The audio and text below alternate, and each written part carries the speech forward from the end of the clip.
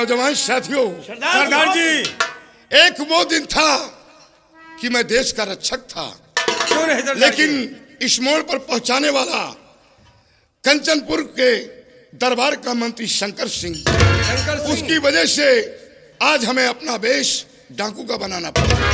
और आज से लोग हमें सेनापति शंभू सिंह नहीं जानेंगे। नहीं सरदार जी, आज से लोग हमें डाकू रतन सिंह के नाम से।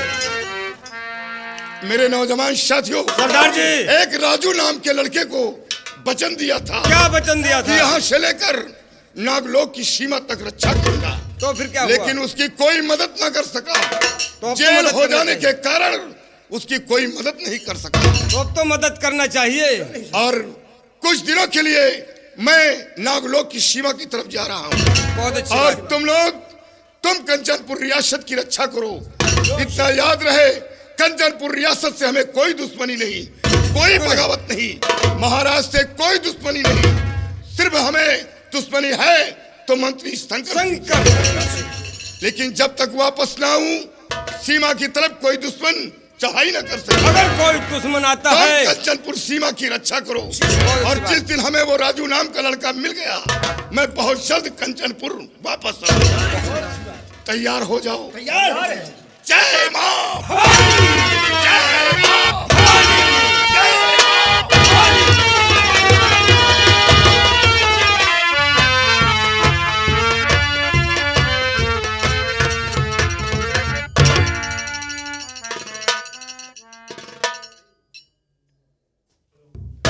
मंत्री शंकर सिंह, कहिए महाराज जी। कहिए प्रजा के क्या हाल है, रियासत के क्या समाचार है? महाराज जी, प्रजा खुशहाल है, राय में कोई परेशानी नहीं है और प्रजा चैन अमन से अपनी जिंदगी गुजारती है। शंकर सिंह, ऐसा होना चाहिए।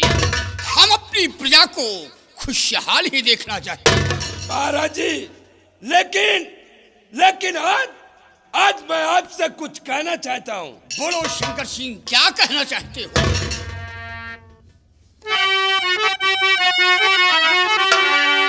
तो तुमसे कहना यही है महाराज जी, बात को मेरे सुनिए जरा ध्यान से। शादी बेटी की कर दो भाई मेरे साथ में, वरना मारूंगा तुमको अभी। शंकर सिंह,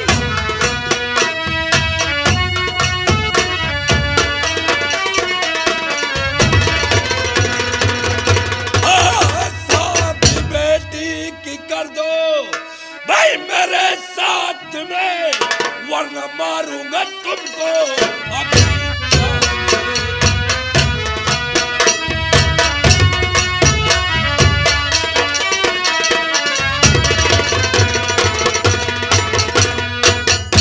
तो हो के लौट कर मेरा मुझसे बातें करे, हो के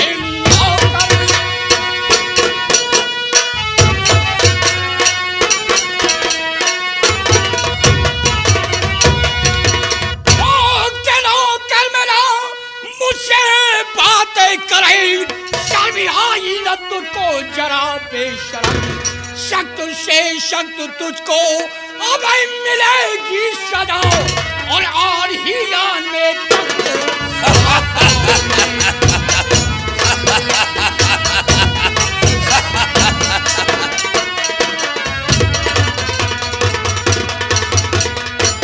शंकर सिंह, मेरे शान में तूने गुस्ताखी की है और आज मैं तुझे गिरफ्तार करके सजाए मौत दिलवाऊंगा। सिपाहियों, इस शरामखोर को गिरफ्तार किया जाए।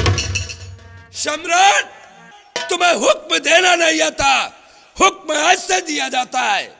सिपाही जी, महाराज के सर का ताज और ये सही पोशाक उतरवा लो। नहीं शंकर, महाराज, ताज और तख्त मंत्री जी के हवाले कर दो, वरना तुम्हारी मौत है।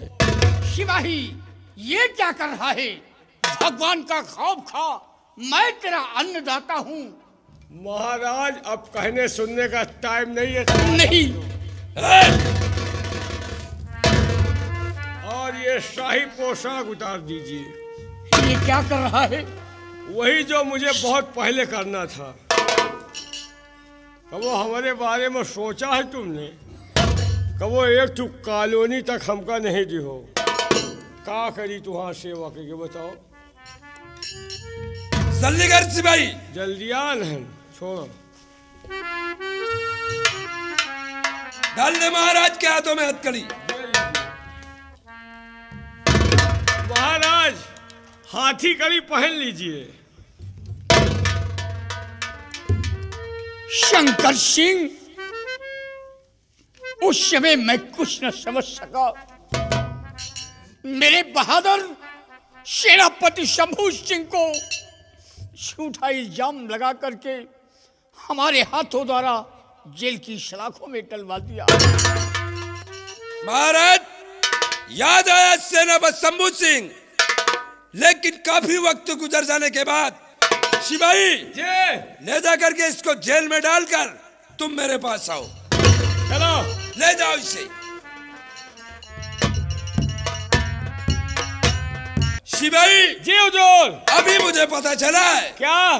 कि महाराज की बेटी राजकुमारी चंचला आज वो चमन की तरफ घूमने फिर जा रही है। तो उस दिन तो सेनापति शंभू सिंह आकर के उसकी इज्जत को बचा लिया है। हाँ, लेकिन आज उसकी इज्जत को हम बर्बाद कर देंगे। चलो मेरे साथ, हम चलेंगे राजकुमारी के चमन की तरफ। चलिए। आओ मेरे साथ।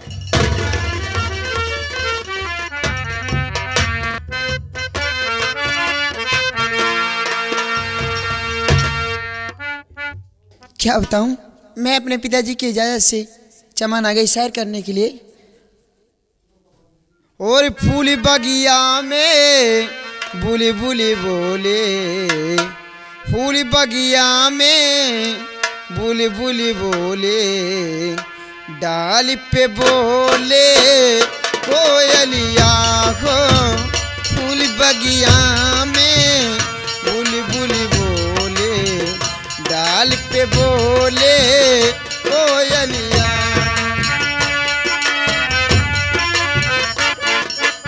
राजकुमारी जी, आप यहाँ चमन में गीत गा रही हो? तुम्हें नहीं मालूम कि वो मंत्री शंकर सिंह ने?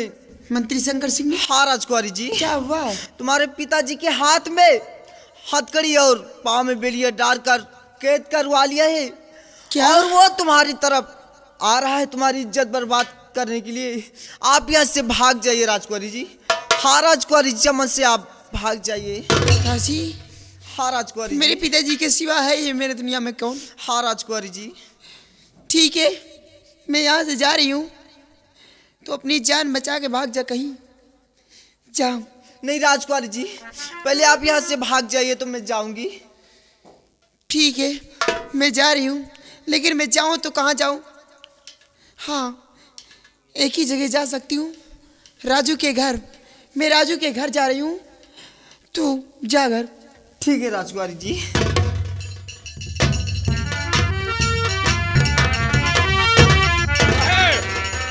सिपाही, राजकुमारी का चमन तो यही है। हाँ, लेकिन राजकुमारी कहीं दिखाई नहीं दे रही। साहेब वह कौना लाल लाल कपड़ा पहने चली जा रही है। वो सामने। हाँ साहब देखो। चल हो सकता है कि ये राजकुमारी हो, लेकिन ये इधर कहाँ जाएगी? इधर कोई के घर है, कहाँ जा रही है? हमें ऐसा लगता है कि राजू की झोपड़ी की तरफ जा रही। राजू की झोपड़ी? हाँ, इधर हो के झोपड़ी। चलो आओ, उसकी झोपड़ी तक हम चलते हैं। आओ मेरे साथ।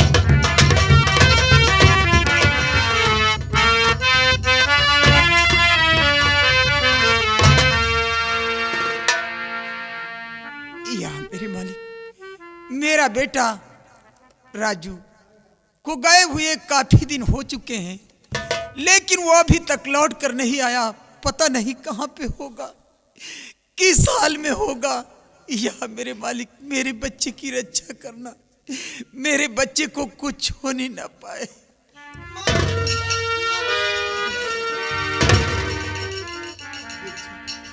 तुम कौन हो? क्यों रो रही हो? मैं महाराज कंचन नरेश की बेटी हूँ, और मेरे दरबार का मंत्री शंकर सिंह मेरे पिताजी को कैद करा लिया और वो आ रहा मेरी इज्जत से खेलने के लिए। माँ बेटी, मुझे बचा लो माँ। बेटी घबराओ नहीं, अगर ऐसी बात है तो ठीक है, तुम मेरी झोपड़ी में छुप जाओ। बेटी माँ जाओ, ठीक है। जाओ बेटी।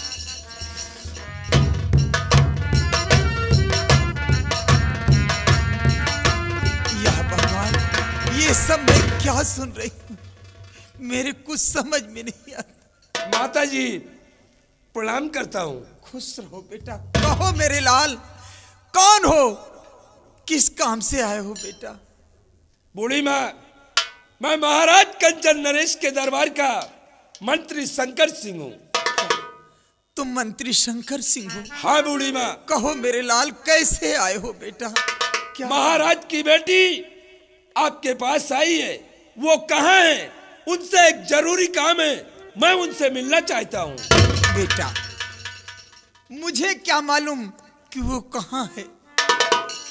देखो बूढ़ी माँ, झूठ मत बोलो। मैं तुम्हारी झोपड़ी की तरफ राजकुमारी को आते हुए देखा है। नहीं बेटा, मैं झूठ नहीं बोलती हूँ, यहाँ कोई नहीं आया मेरे लाल। क्या कोई नहीं आया तुम्हारे पास? बेटा, बूढ़ी माँ, राजकुमारी जी से एक थोड़ा सा काम है। क्या हुआ? बड़ा गजब हो गया साहब। क्या हुआ? अरे बड़ा गजब हो गया साहब, महाराज जेल में अपने दम को तोड़ दिए। क्या? ऐसा नहीं हो सकता।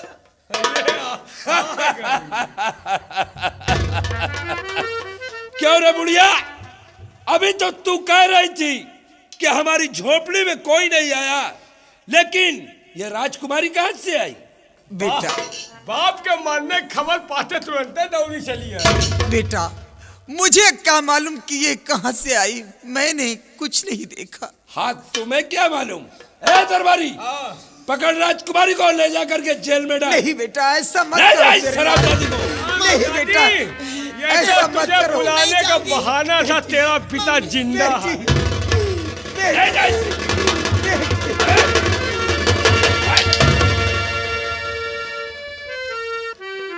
हरामजादी, तूने मंत्री शंकर सिंह से झूठ बोला है, तुझे इसकी सजा मिलेगी। अब हम तेरी दोनों आंख फोड़ देंगे, तुझे कुछ नहीं दिखाई देगा। नहीं बेटा, ऐसा मत करो मेरे लाल, भगवान के लिए ऐसा मत करो बेटा। हरामजादी बुढ़िया, तुम्हारे हाथ जोड़ती हूँ।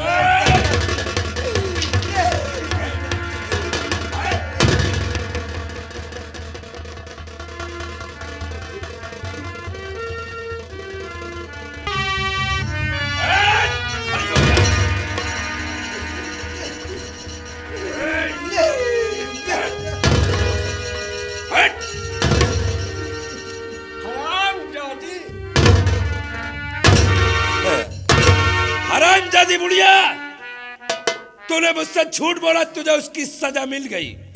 सिपाही, अब इसे दिखाई नहीं दे रहा, ये किसी तालाब कुएं में कूद कर अपने दम को तोड़ देगी। और क्या? आओ हमारे साथ, अब हम वापस चलते हैं।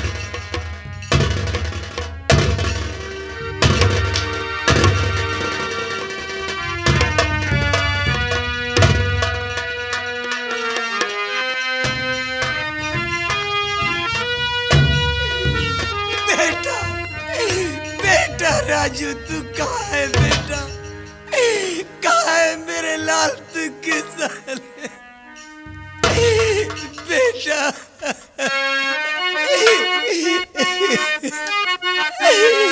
नैन बिना सुख चैन कहाँ गए, पग पग पर कांटे, कौन मेरा दुख बांटे, कौन मेरा दुख बांटे। बेटा,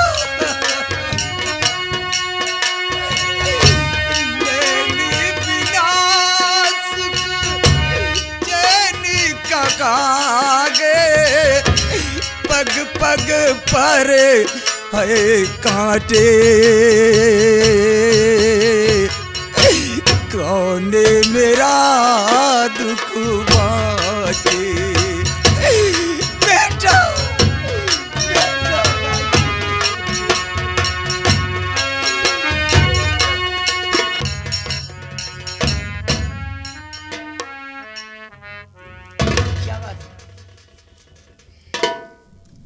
स्वामी जी, क्या बात है? आज मैं आपसे कुछ बताना चाहती हूँ।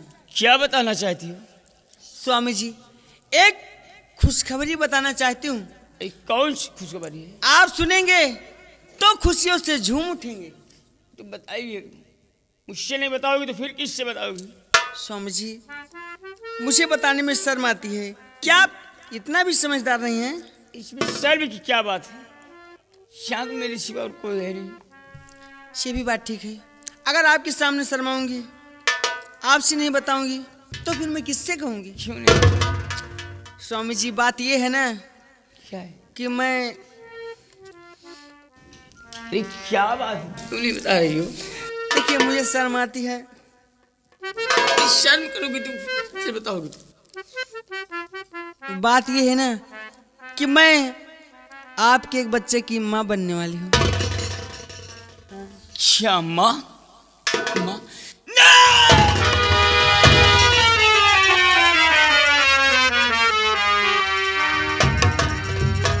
ये क्या स्वामी जी, आपको तो ऐसे खुशी के मौके पर बिल्कुल खुशियों से झूम जाना चाहिए, और आप उदास हो गए, आंखों में आंसू। लेकिन क्यों? प्रिय, हाँ, क्यों स्वामी जी? वो मेरी माँ को 6 महीना हो गया छोड़े हुए, और मेरी माँ से अभी तक दीदार नहीं हुआ। हम सबसे पहले अपनी माँ के पास चलते हैं, अपनी माँ से मिलने के लिए। स्वामी जी, अगर ये बात है तो आप घबराइए नहीं। आप इसी वक्त चलिए, मैं इसी वक्त चलने के लिए तैयार हूँ। आप जब चाहें तब ले जा सकते हैं। मैं आपकी पत्नी हूँ, आप जिस वक्त कहेंगे मैं तो चलने के लिए तैयार हूँ। अगर आप चाहें तो अभी चल सकते हैं। मैं चलती हूँ। चलिए प्रिय, अब यहाँ मैं 1 मिनट नहीं टिकूंगा। ठीक है स्वामी जी, लेकिन थोड़ा सब्र से काम लीजिए। अब माँ की याद आ गई है तो चलेंगे। चलिए, मैं चलने के लिए तैयार हूँ, बिल्कुल रेडी हूँ।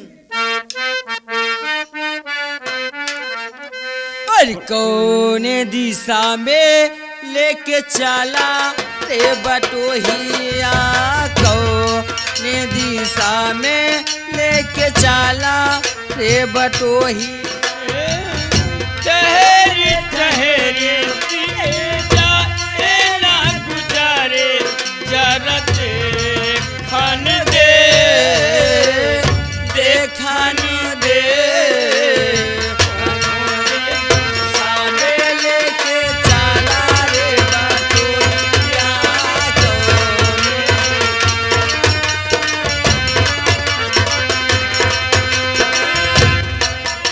बारे हम निकले हैं घारी से, ये संग हो। पहली बार हम निकले हैं घारी से, जान के संग हो। जान से ही पहचान बढ़ेगी, महक जाएगा मोरा अंग हो। कौन दिशा में लेके चला रे बटोहिया।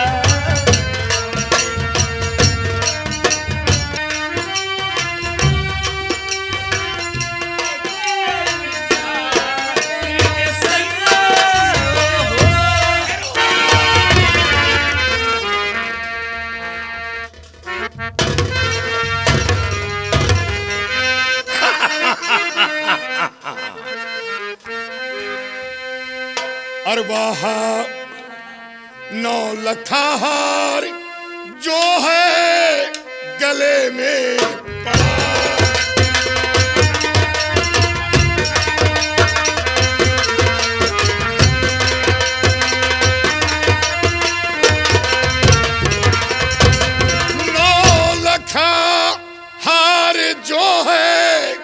गले में पड़ा और जल्द से जल्द कर दे तुम मुझको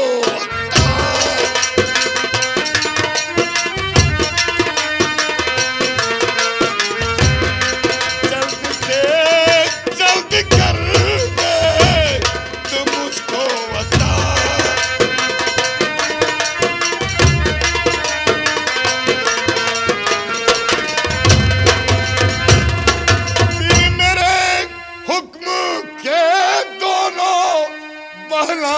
नहीं और लास्ट का भी न तेरे लगेगा पत्ता।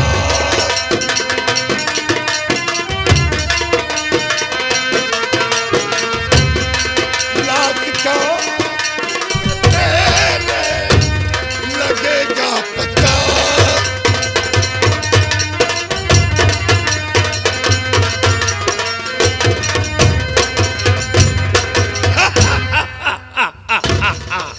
ये तेरी कौन है? ये मेरी मंगेतर है। अपनी मंगेतर से बोल। इसके गले में जो 9 लखा हार है उतार कर मेरे हवाले कर दे। शेरो, और कौन हो तुम यहाँ आया गए के चुनके?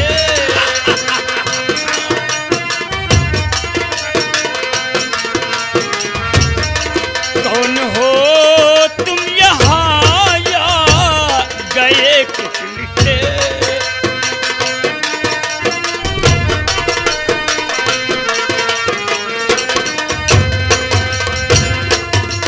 कौन हो तुम यहाँ आया गए किस लिए? और तेरी धमकी से मैं डरने वाला नहीं।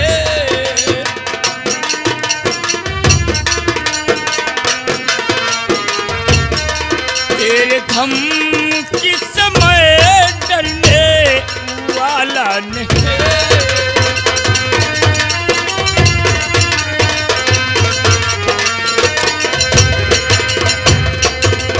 हार का नाम जुबा पे या बुलाना नहीं। और किस छात्री से है तेरा पाला पत्ता?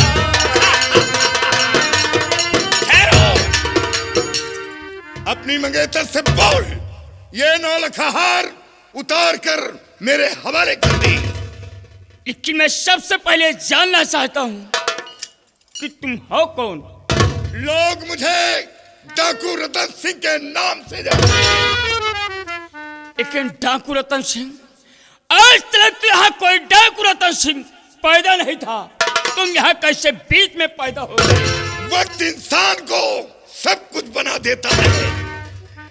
बोलो 9 लखा हार देते हो या नहीं?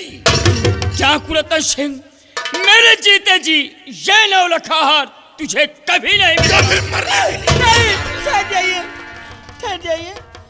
मैं आपके सामने हाथ जोड़ती हूँ। आपको हार चाहिए, मैं देती हूँ।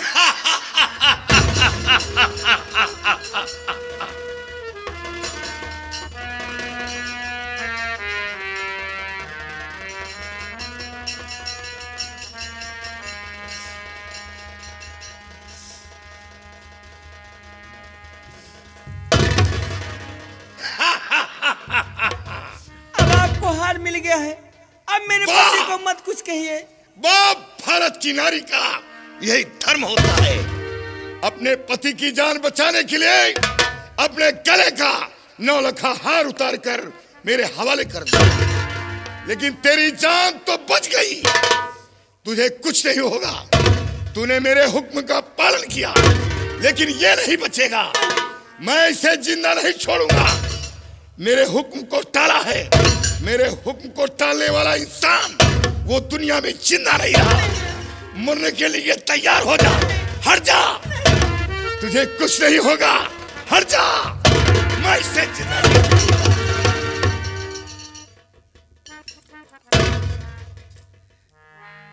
वाह राजू वाह, तुझे तो बहादुर समझा था, लेकिन तू बहादुर नहीं, तू कायर है, कायर। लेकिन आपको तुम्हें मेरा नाम कैसे पता हुआ कि मैं राजू हूं? नाम ही नहीं, तेरे पूरे खानदान को जानता हूं।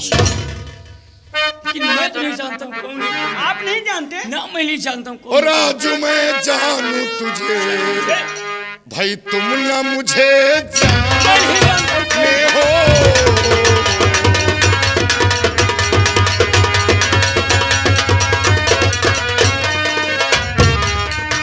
राजू मैं जानू तुझे, भाई तुम ना मुझे जाने हो। और बड़ी मुश्किल से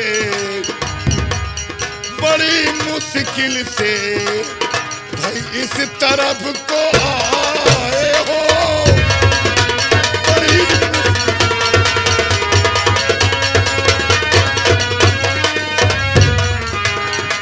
ओ वतन कंचनपुरी, किसी विधवा माँ के बेटे हो। वतन कंचनपुरी, किसी विधवा माँ के बेटे हो। और गैर के वास्ते तुम सर कटाने आए हो। गैर के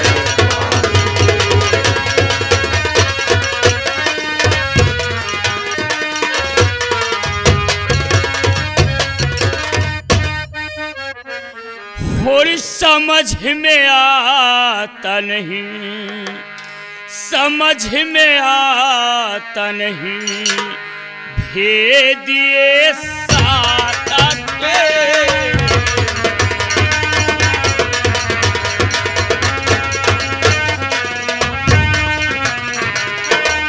समझ में आता नहीं, भेद ये सारा के। और बने हमदर्द नहीं, बने हमदर्द नहीं, राज कुछ कथा के।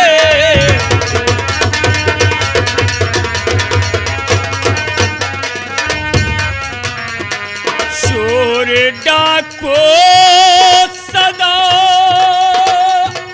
धोखे से खिवार करे। चोर डाको सदा धोखे से खिवार करे।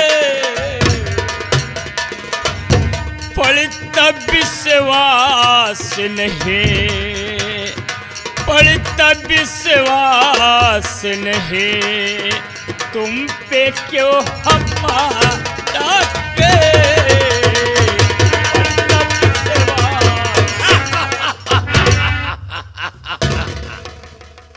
राजू विश्वास कर, मैं तेरा जिगरी दोस्त हूं, मुझ पर विश्वास कर।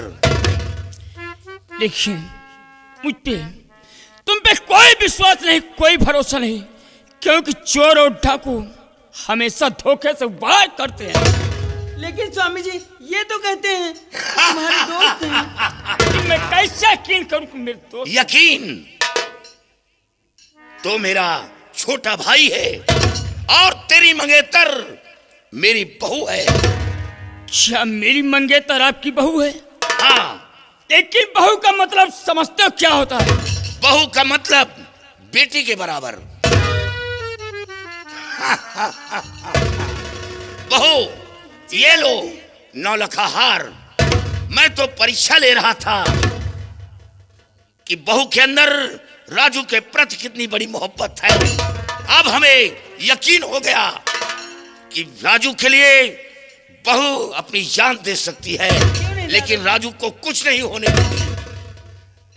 राजू अब आगे घनिष्ठ जंगल है, अब तुम दोनों की रक्षा करते हुए कंचनपुर पहुंचाऊंगा। ठीक है भैया, आपके साथ चलने के लिए मैं अवश्य तैयार हूं भैया। आओ मेरे साथ बहू को लेकर।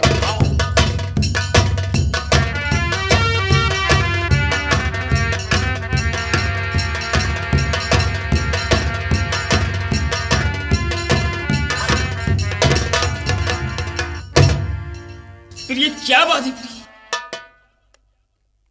क्या बात है, बैठ क्यों गए प्रिय? स्वामी जी, प्रिय क्या बात है? चलते चलते मेरे पैर दुखने लगे, मैं आराम करना चाहती हूँ। क्या आराम करना चाहती हूँ? जी हाँ। भैया भैया थोड़ा आराम कर लो भैया, उसके बाद चला जाएगा भैया। नहीं राजू, यहां आराम करना ठीक नहीं है। ये घनिष्ठ जंगल है और यहां खतरा है। इस जंगल को पार करने के बाद आराम कर लूंगा। नहीं भैया, मेरी मंगेतर चल नहीं पा रही भैया, थोड़ा आराम कर लो भैया, उसके बाद चला जाएगा। क्यों बहू, थोड़ा और कष्ट करो। दादाजी, चलते चलते मेरे पैर बहुत ज्यादा दुखने लगे हैं, अब मेरे कदम उठते नहीं हैं, अब थोड़ा सी मैं आराम करना चाहती हूँ। समझ गया कि बहू क्यों नहीं चल पा रही। बहू ठीक है, जब ये बात है तो जाकर उस वृक्ष के नीचे आराम कर लो और मैं पहरा देता रहूंगा। ठीक है दादाजी। नहीं भैया, आप भी थोड़ा आराम कर लें भैया, और आपके लिए मैं बिस्तर लगा रहा हूँ भैया। देखो राजू, मेरा आराम करना यहाँ ठीक नहीं है, क्योंकि ये घनिष्ठ जंगल है। हम यहाँ पहरा देते रहेंगे और तुम बहू को लेकर आराम कर लो। ठीक है भैया।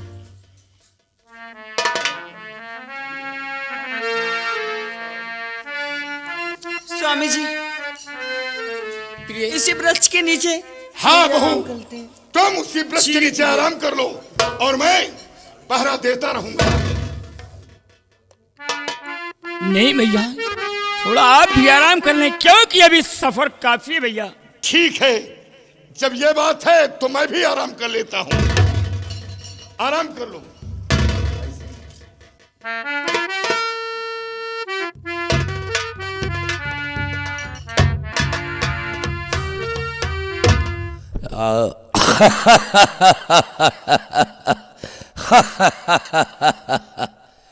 ये तीनों मुसाफिर कितने आराम से सो रहे हैं और जगेंगे तो इनके लिए एक बहुत बड़ा खतरा है। क्या नाथ, इन तीनों मुसाफिर के लिए जगेंगे तो बहुत बड़ा खतरा है। हाँ प्रिय, जब ये जगेंगे तो ये पहाड़ी के बीच वाले रास्ते से जाएंगे और जब ये तीनों बीच पहाड़ी के अंदर पहुंचेंगे तो दोनों पहाड़ आपस में चिपक जाएंगे और ये तीनों प्राणी उसी जगह पे खत्म हो जाएंगे। क्या ये तीनों प्राणी उसी में खत्म हो जाएंगे? नाथ, इनके बचने का रास्ता कोई दूसरा नहीं है? प्रिय, इनके बचने का एक ही रास्ता है कि ये जब जगे तीनों प्राणी तो पहाड़ी के बगल से जो रास्ता गया है, काश अगर उस रास्ते से ये तीनों जाएंगे तो फिर तीनों बच जाएंगे। ठीक है नाथ, अब आगे चल के इन लोगों के लिए कोई खतरा तो नहीं है? प्रिय, आगे चल करके इनके लिए इससे भी बहुत बड़ा खतरा है। क्या इससे भी बहुत बड़ा खतरा है? हाँ प्रिय। लेकिन कैसा खतरा है नाथ? प्रिय, ये जब कंचनपुर की सीमा पर पहुंचेंगे तो ये तीनों प्राणी फिर आराम करेंगे और रात के 12 बजे एक चील मरा हुआ सर्प अपने पंजे में दबा करके वो शहजादी के ऊपर से उड़ेगा और मरे हुए सर्प का लहू शहजादी के गाल पे पड़ेगा और शहजादी खत्म हो जाएगी। नाथ, शहजादी खत्म हो जाएंगी? हाँ प्रिय। शहजादी की जान कैसे बच सकती है? प्रिय, शहजादी की जान बच सकती है। जहर फैलने से पहले काश अगर उस लहू को साफ कर दिया जाए तो शहजादी बच जाएगी। चलो, भगवान का लाख लाख शुक्र है कि तीनों प्राणी बच जाएंगे। नाथ, अब इनके लिए कोई खतरा तो नहीं है? प्रिय, अब इनके लिए आगे चल के कोई खतरा नहीं है, लेकिन एक असमंजस की बात यह है कि इस कहानी को जो कोई सुनता हो, काश अगर वो किसी दूसरे से बताएगा तो उसका जिस्म पत्थर का हो जाएगा।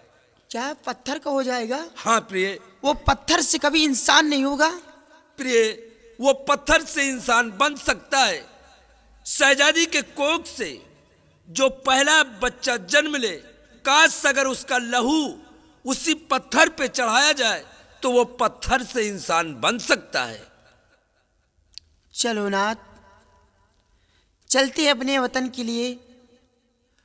हाँ प्रिय, चलो हम लोग चलते हैं अपने वतन के लिए। अब भगवान इनकी रक्षा करे।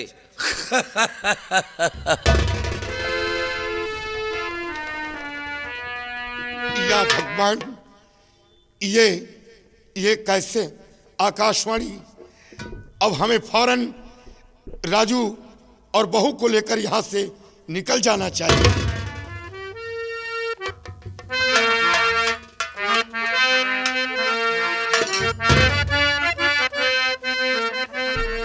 और जल्द राजू उठो, गई है फजर।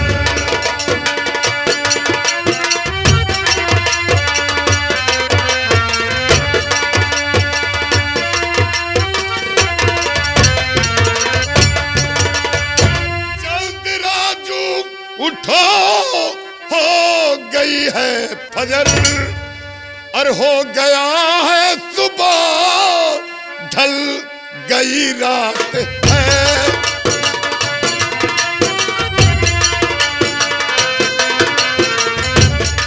हो गया है सुबह, ढल गई रात है।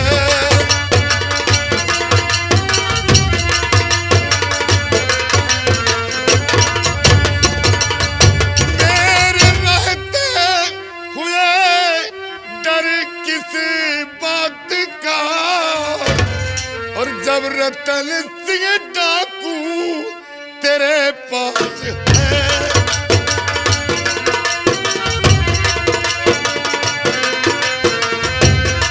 जब रतन सिंह डाकू तेरे पास है।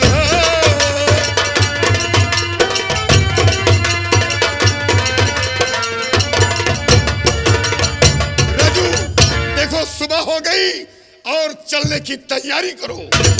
नहीं भैया, थोड़ा और आराम कर लो भैया, तब उसके बाद चला जाएगा। नहीं, यहाँ आराम करना ठीक नहीं है। नहीं भैया, क्योंकि अभी रात काफी है, थोड़ा और सुबह हो जाने दो। राजू, तुम जिद करते हो, जितना कह रहा हूं उतना करो। नहीं भैया, इसमें जिद की क्या बात है भैया? बहू को लेकर मेरे साथ आओ। लेकिन ठहरिए भैया, भैया आप उस रास्ते से क्यों जा रहे हैं भैया? इस रास्ते चलिए आप। नहीं, जिस रास्ते से चल रहा हूं उसी रास्ते से चलो। नहीं भैया, उस रास्ते से आप मत चलें भैया, इस रास्ते चलिए। राजू, तू मुझे अपना बड़ा भाई मानता है? हाँ, क्यों नहीं भैया? जब बड़ा भाई मानता है तो मेरे कहने अनुसार तुझे चलना होगा। ठीक है भैया, चलिए आप, मैं चलने के लिए अवश्य तैयार हूँ। बहू को लेकर मेरे साथ चलिए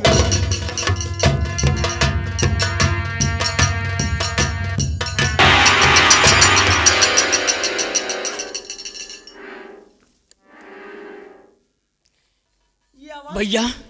भैया ये आवाज कैसी आ रही भैया? देखा राजू, जोरों से आवाज। क्यों नहीं? अभी उस रास्ते से निकलता तो हम तीनों उसी में खत्म हो जाते। क्यों नहीं भैया? ये दोनों पहाड़ आपस में सिमट गए, अभी तीनों हम खत्म हो जाते। क्यों नहीं भैया? आप जो कुछ कर रहे हैं हमारे लिए अच्छा ही कर रहे हैं।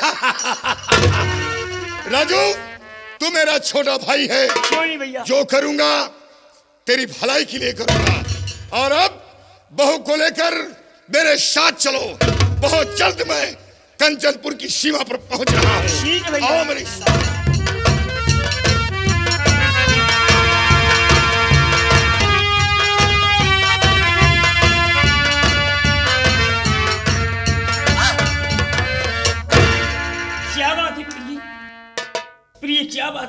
चल नहीं पा रही हो? बात क्या है? स्वामी जी, क्या बात? आप तो जानते हैं कि मेरे पैर भारी हैं और मैं इतना चली नहीं हूं कभी।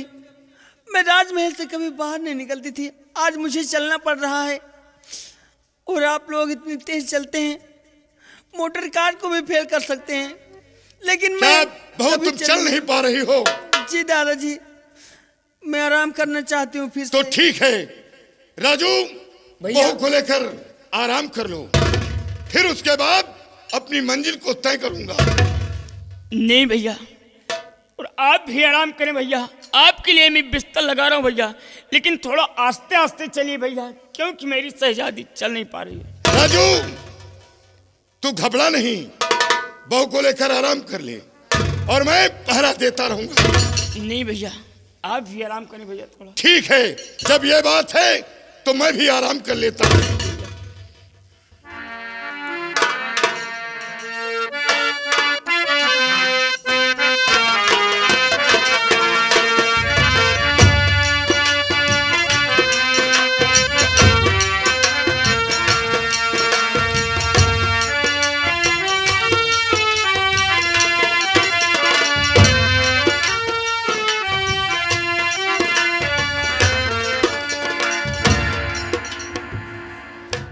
या भगवान, मेरा आराम करना ठीक नहीं, सोना एक मरने के समान है और हमें रात 12 बजे का इंतजार करना होगा। काश शहजादी की मौत हो गई तो राजू की मेहनत बेकार हो जाएगी और महाराज के सर का चक्कर कभी दूर नहीं होगा, इसलिए हमें रात 12 बजे का इंतजार करना होगा।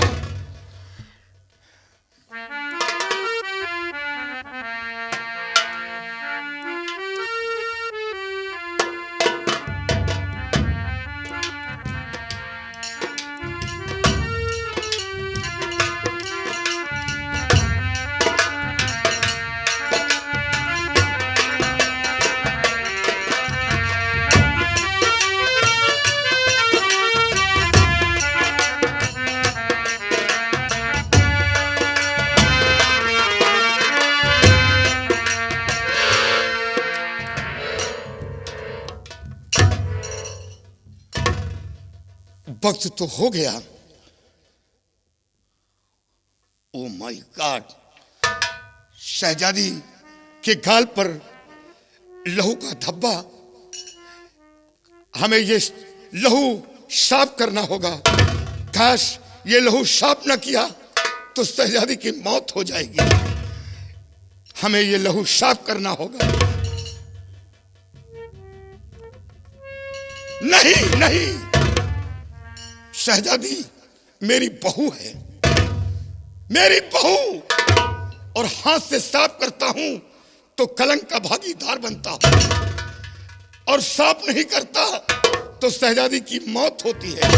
दोनों मंजिल मेरे सामने कठिन,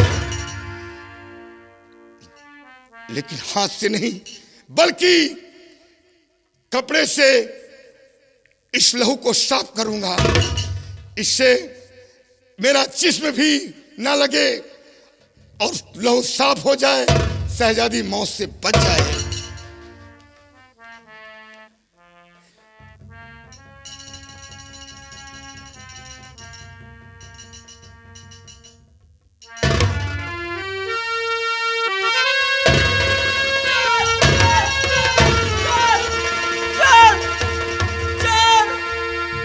चोर कैसे आ जाएगा? स्वामी जी, चोर चोर चोर आया कैसे? तुम्हारा दिमाग सही है नहीं? क्या चोर कैसे आ जाएगा? नहीं नहीं स्वामी जी, चोर आया और उस चोर ने मेरे गाल पे हाथ लगाया है। हाँ क्या गाल पे हाथ लगाया? हाँ स्वामी जी। मैं इस बात को मैं भैया से पूछता हूँ और भैया को जगाता हूँ। ठीक है, पूछ लीजिए। भैया भैया, क्या बात है राजू? भैया यहाँ पे कोई चोर आया था भैया। राजू, जब मेरा पहरा यहां बराबर लगा है तो चोर की क्या हिम्मत जो यहाँ आ जाए? नहीं भैया, यहाँ पे कोई चोर आया था भैया, क्योंकि मेरी शहजादी बता रही थी किसी ने मेरे गाल पे हाथ लगाया। नहीं बहू, ख्वाब देखा होगा। नहीं नहीं दादाजी, मैं कोई ख्वाब नहीं देखी हूँ। वो चोर आया था, कहीं से भी आया हो। नहीं बहू, यहाँ कोई चोर नहीं आया।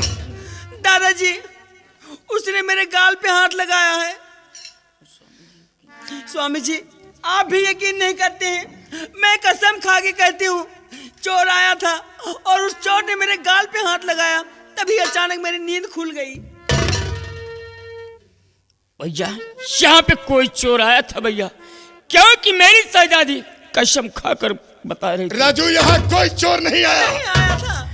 नहीं भैया, यहाँ हम तीन के सिवा चौथा कोई नहीं है, तो चोर यहाँ आया तो कैसे आया?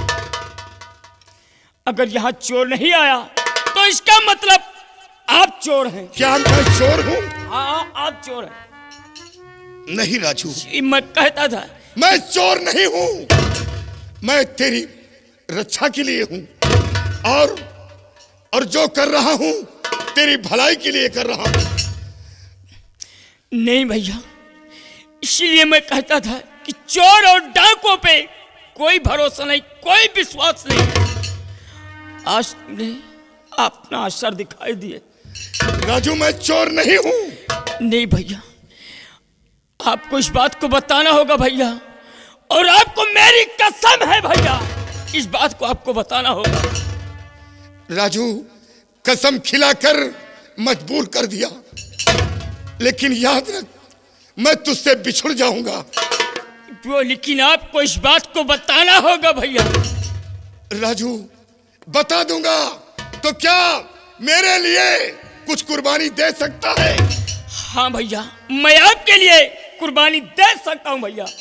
राजू, तेरी मंगेतर के कोख में जो संतान पल रहा है, क्या उसका लहू दे सकता है? हाँ भैया, उसका लहू मैं दे सकता हूँ, लेकिन आपको इस बात को बताना होगा भैया। तो ठीक है, सुन। जब बियाबान जंगल में आराम कर रहा था तो आकाशवाणी हुई थी। क्या हुई थी आकाशवाणी? आकाशवाणी हुई थी कि ये तीनों मुसाफिर जो चैन की नींद सो रहे हैं, ये तीनों अभी जगेंगे तो दोनों पहाड़ के बीच से निकलेंगे, और ये जब बीचों बीच पहाड़ के पहुंचेंगे तो दोनों पहाड़ आपस में सिमट जाएंगे और ये तीनों मुसाफिर उसी में खत्म हो जाएंगे।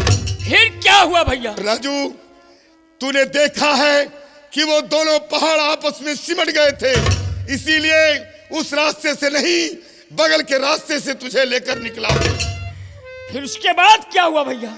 तो उसने कहा, क्या ये तीनों बच नहीं सकते? तो उसने कहा, तीनों बच सकते हैं, काश बगल के रास्ते से निकलेंगे तो ये तीनों मुसाफिर बच जाएंगे। तो उसने कहा, फिर आगे कोई खतरा तो नहीं? उसने कहा, आगे चलकर और बड़ा खतरा है। जब ये कंचनपुर की सीमा के समीप पहुंचेंगे तो शाम होने को आएगी, ये तीनों फिर आराम करेंगे तो रात 12 बजे एक चील मरा हुआ सर्प अपने पंजे में दबाकर शहजादी के ऊपर से उड़ेगा और मरे हुए सर्प का लहू शहजादी के गाल पर पड़ेगा और शहजादी खत्म हो जाएगी। फिर उसके आगे क्या हुआ भैया? राजू, इसके आगे मत पूछ, देख मेरे पैर पत्थर के हो गए। नहीं भैया, आपको इस बात को बताना होगा भैया, उसके आगे कहानी बताइए। तो उसने कहा, क्या शहजादी नहीं बच सकती? तो उसने कहा, शहजादी बच सकती है, जहर फैलने से पहले वो लहू साफ कर दिया जाए तो शहजादी मौत से बच जाएगी। तो उसने कहा, फिर आगे कोई खतरा तो नहीं? उसने कहा, आगे कोई खतरा नहीं, लेकिन एक आश्चर्य की बात है, इस कहानी को जो कोई सुनता हो, अगर वो किसी से बताएगा तो वो इंसान पत्थर का हो जाएगा। तो उसने कहा, क्या पत्थर से इंसान नहीं बन सकता? तो उसने कहा, पत्थर से इंसान बन सकता है। शहजादी की कोख से जो पहला बच्चा जन्म ले अगर उसका लहू उस पत्थर पर चढ़ाया जाए तो वो पत्थर से इंसान बन सकता है। फिर क्या हुआ भैया? भैया बोलते क्यों नहीं है भैया? क्यों चुप खड़े हो भैया? भैया भैया भैया भैया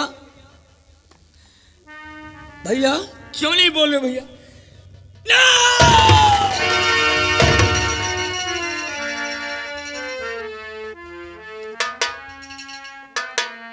दादाजी, दादाजी, दादाजी बोलते क्यों नहीं है? स्वामी जी, दादाजी, दादाजी बोल क्यों नहीं रहे? क्या भगवान, आज ये मैंने क्या किया? आज इस बात को नहीं पूछता तो आज मेरा भाई पत्थर का नहीं होता, और ये गांव वाले, दुनिया वाले मुझे क्या कहेंगे? मैं किसको मुंह दिखला लेकर?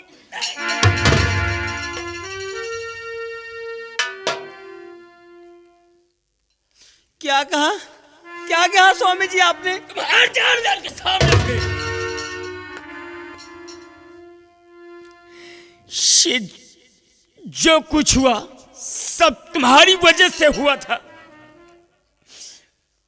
अगर इस बात को पूछते नहीं तो मैं आज अपने भाई से सवाल नहीं करता, तो आज मेरा भाई पत्थर का नहीं होता। स्वामी जी, आप ठीक कहते हैं, इसमें मेरी गलती है, लेकिन स्वामी जी मैं ये भी नहीं जानती थी